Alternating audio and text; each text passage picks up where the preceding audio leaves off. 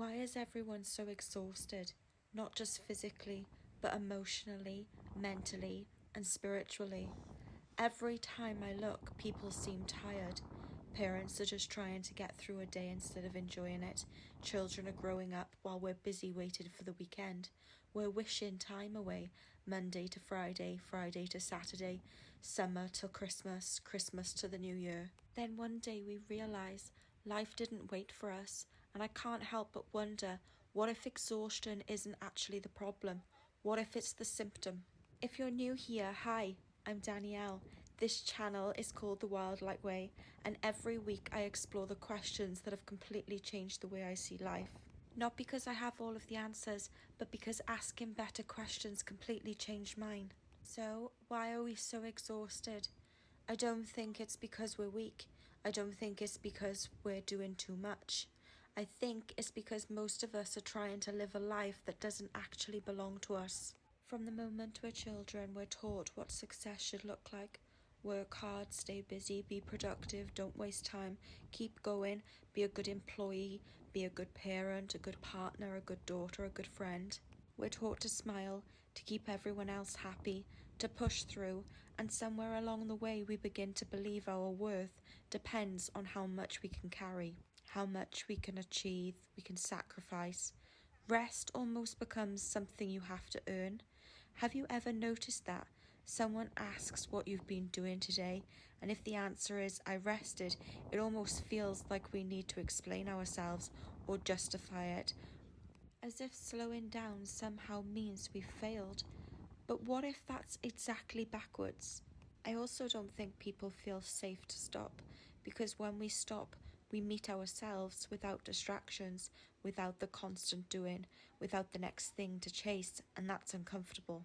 Sometimes it's easier to stay busy than it is to sit quietly with the parts of ourselves we've been avoiding, so we keep moving, not always because we want to, but because standing still feels unfamiliar.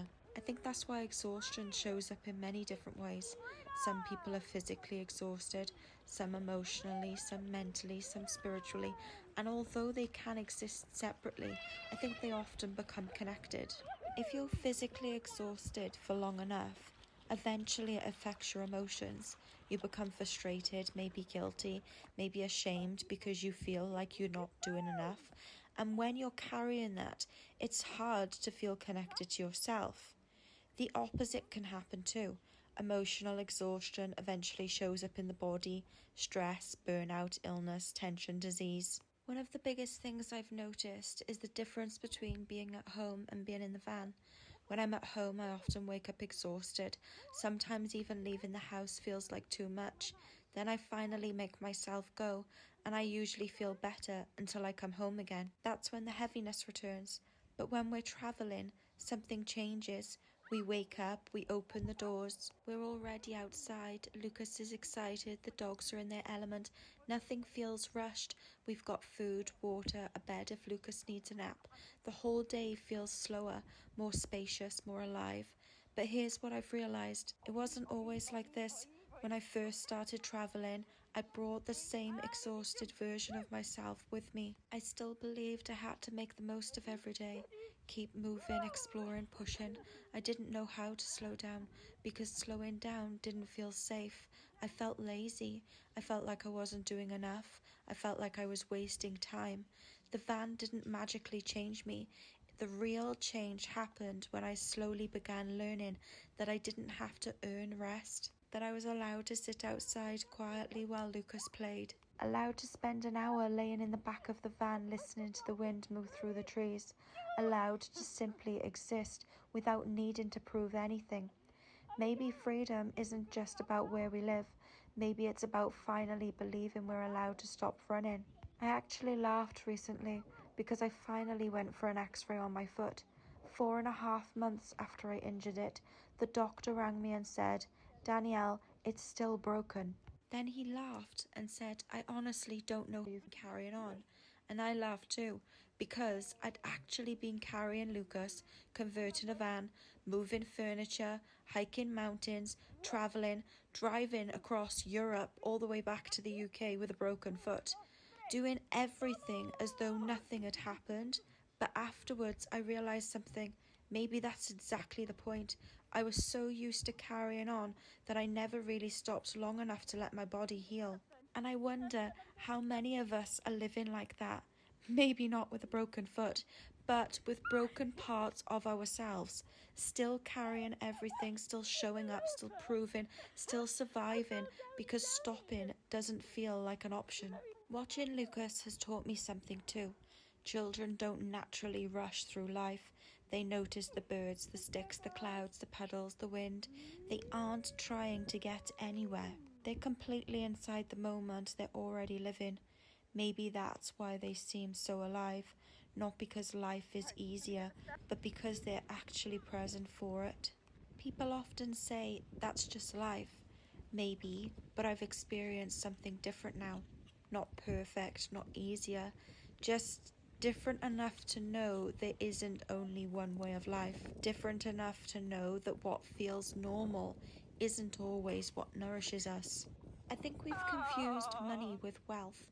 Money matters, of course it does. It gives us opportunities and choices, but I don't think that's the only form of abundance.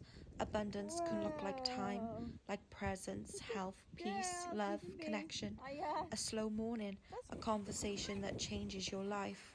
Watching your child discover the world. Some of the richest moments of my life have cost absolutely nothing, and that's when I started wondering, maybe abundance was never about having everything we want. Maybe abundance is having what we truly need when we truly need it. Sometimes that's money, sometimes it's time, sometimes it's courage, sometimes it's rest, sometimes it's someone who simply sits beside us and says, "You're not alone." If you asked most people what they truly wanted, I don't think they would say more emails or more pressure. I think they would say more time.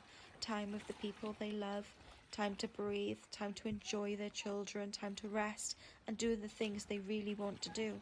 Maybe time has always been one of the greatest forms of wealth. Enough used to mean more. More money, more certainty, success, more healing, more achievement, more proof that I was finally enough. Because if I'm honest, for a long time, nothing ever felt like enough. Not me, not what I achieved, not what I had.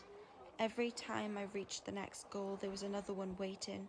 I thought, when I have enough money, when I've healed enough, when I've achieved enough, when I become enough, then I will finally feel peace. But that moment never came, because when we live from a place of lack, nothing is ever enough.